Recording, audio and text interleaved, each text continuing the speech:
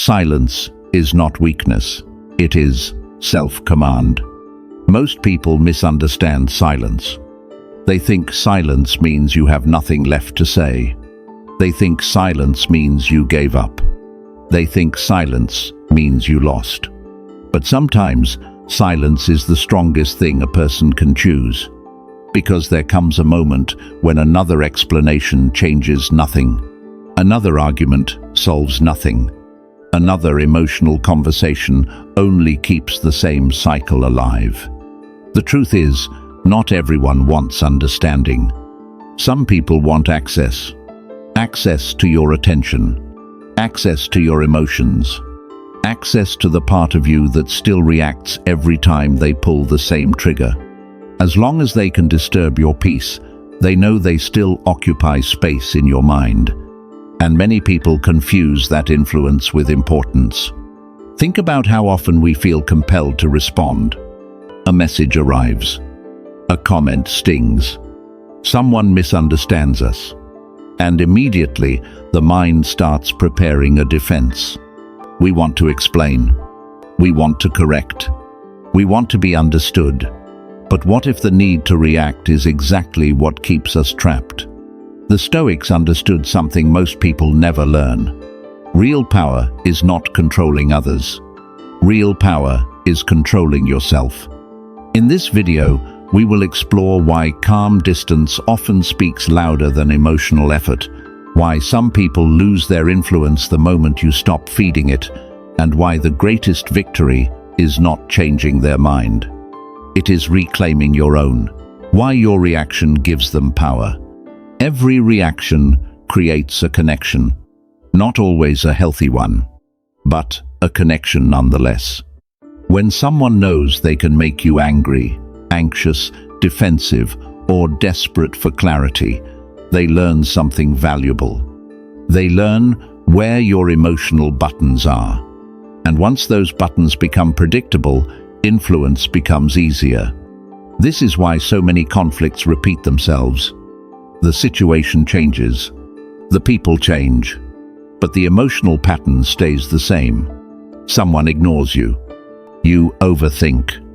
Someone criticizes you. You rush to defend yourself. Someone pulls away. You immediately chase answers. Without realizing it, your reaction becomes part of the cycle. Think about social media. A stranger leaves a negative comment. You spend the next hour thinking about it. Meanwhile, hundreds of supportive messages receive almost no attention. Why? Because the reaction has already captured your focus. The Stoics warned against this long before smartphones existed. They understood that external events gain power when we surrender our inner stability to them. The problem is not that people provoke us. The problem is that we often cooperate with the provocation. This does not mean becoming cold. It does not mean pretending nothing hurts. It means recognizing the difference between feeling an emotion and obeying it. A mature person still feels disappointment, still feels frustration, still feels pain, but they choose what happens next. And that choice is where freedom begins. The moment you stop handing your emotional state to other people, you stop giving them the power they thought they had. Silence breaks the script they expected. Most people are not prepared for change, especially when the change comes from someone they thought they understood. For a long time, they knew exactly how the pattern worked. If they became distant, you would reach out. If they created confusion, you would seek answers. If they crossed a line, you would explain why it hurt. The script was familiar. Everyone knew their role. Then, one day, something shifts. You stop participating, not because you no longer care, because you finally see the pattern clearly. And once you see it, repeating it becomes impossible. This is where silence becomes powerful, not as a strategy, not as manipulation, but as awareness. People often expect the version of you they have always known, the one who fixes tension, the one who keeps conversations alive, the one who carries the emotional weight of the relationship. When that version disappears, the dynamic changes. Suddenly, the old methods stop producing the same results. The pressure no longer works. The guilt loses its effect. The familiar triggers no longer pull you into the same emotional storm. And that can be deeply unsettling for people who relied on your predictability. Epictetus taught that freedom begins when we stop allowing external circumstances to dictate our responses. This is what that lesson looks like in real life. Not perfection, not emotional numbness. Just the quiet decision to stop playing a role that no longer serves your peace. The moment you refuse the script, you begin writing a different story. And that is where real self-command begins. Stop turning your worth into a debate. There is a subtle trap many people fall into without realizing it. They spend years trying to convince others of something that should never have required approval in the first place. Their value. The moment someone questions their character, they rush to explain. The moment someone misunderstands them, they work overtime to be understood. The moment someone treats them poorly, they begin presenting evidence for why they deserved better. And little by little, their self-worth becomes a discussion instead of a certainty. Think about how exhausting that is. Trying to prove your loyalty to someone who already benefited from it. Trying to prove your kindness to someone who ignored it. Trying to prove your intentions to someone determined to misread them. At some point, the issue is no longer communication. It is permission.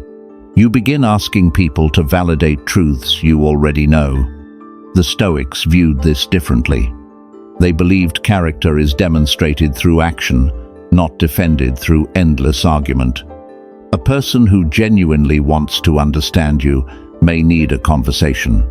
A person committed to misunderstanding you will need 1,000. And even that will not be enough. Here is the practical rule. Speak clearly once. Say what needs to be said. Then pay attention to what happens next. Do they listen? Do they reflect? Do they care? Or do they simply look for new reasons to question you? Your worth is not strengthened by defending it. It is strengthened by living in alignment with it.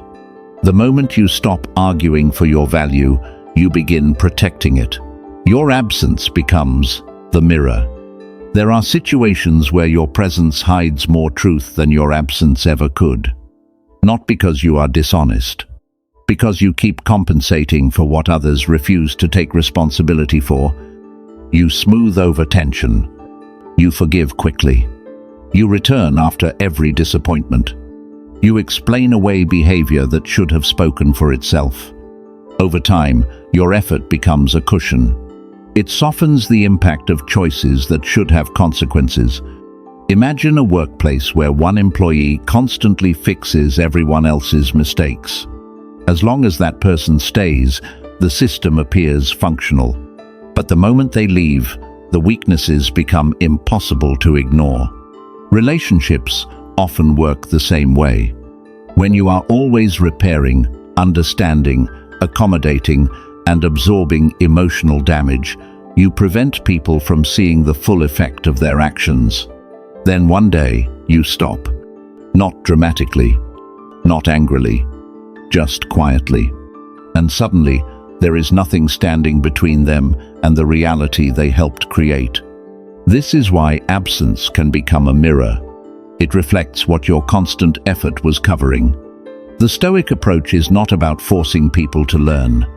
It is about refusing to shield them from reality forever. Sometimes, the greatest lesson another person receives is not a speech. It is the space left behind when you stop carrying what was never yours to carry. Your absence does not create the truth. It reveals it. And what people see in that reflection is no longer your responsibility. Feelings matter. Standards matter more. One of the hardest lessons in life is realizing that caring about someone is not always a reason to keep them close. You can love someone and still need distance. You can miss someone and still choose not to return. You can understand their struggles and still refuse to tolerate behavior that damages your peace. Many people confuse emotions with direction. They assume that because they feel something strongly, they should follow it. But feelings are temporary. Standards are guidance. Feelings change with loneliness. Standards remain when loneliness passes. Think about how many people return to situations they already know are unhealthy. Not because the situation improved, because the emotion became overwhelming. They miss the connection. They miss the familiarity. They miss the hope that things might finally be different. But hope without wisdom often leads people back to the same lesson. The Stoics never taught emotional suppression. They taught emotional governance. Feel what you feel. Acknowledge it honestly. But do not place every emotion in charge of your decisions. Here is the practical rule. When you are tempted to go back, ask yourself a different question. Not, what do I feel right now? Ask, what standard am I about to abandon? That question changes everything.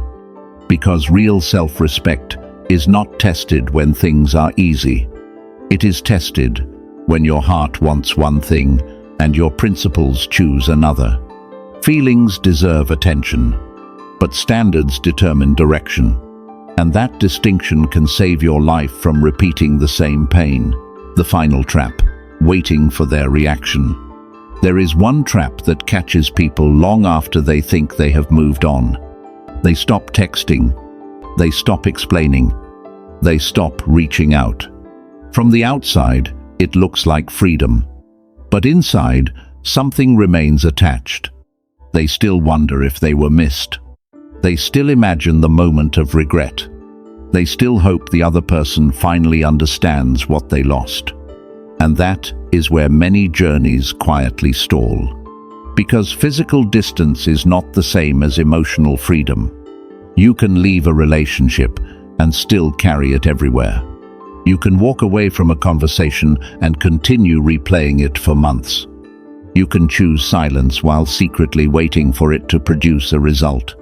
The Stoics challenged this kind of attachment. Not attachment to people. Attachment to outcomes. The desire to control what happens after you leave can become another form of dependence. You stop looking for messages. Then start looking for signs. A social media post. A mutual friend's comment. A small clue that confirms your absence mattered. But healing cannot grow in a mind that is constantly monitoring the past. Here is the practical rule. Stop measuring your progress by their reaction. Measure it by your peace. If they regret it, let that be their journey. If they never do, let that be their journey too. Freedom begins when your future no longer depends on someone else's realization. The moment you stop waiting to be acknowledged is the moment you finally return to yourself. The real victory is self-command. At the beginning of this journey, it may seem like silence is about the other person. What they think, what they feel, whether they notice, whether they regret.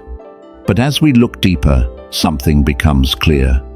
The real story was never about them. It was about you.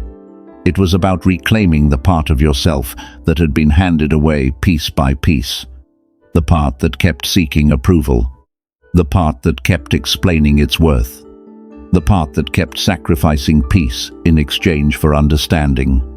Life has a way of teaching this lesson repeatedly, not through philosophy alone, but through disappointment, through broken expectations, through the painful realization that not everyone will see your value the way you hoped they would.